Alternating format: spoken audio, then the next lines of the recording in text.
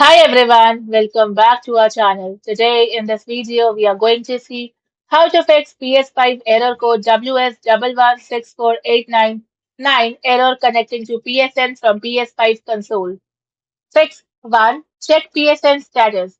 Open the PlayStation Network status page on your phone or computer. Then check if any PSN services are down or under maintenance. If there is a PSN outage, wait until Sony restores the service.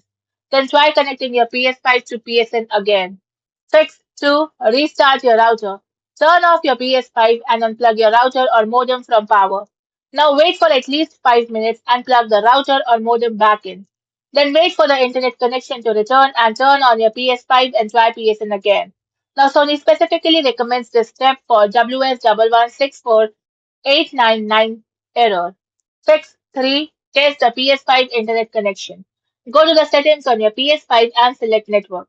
Now select connection status and choose test internet connection. Then check whether the PS5 successfully connects to the internet and PSN. Fix 4. Try a wired connection.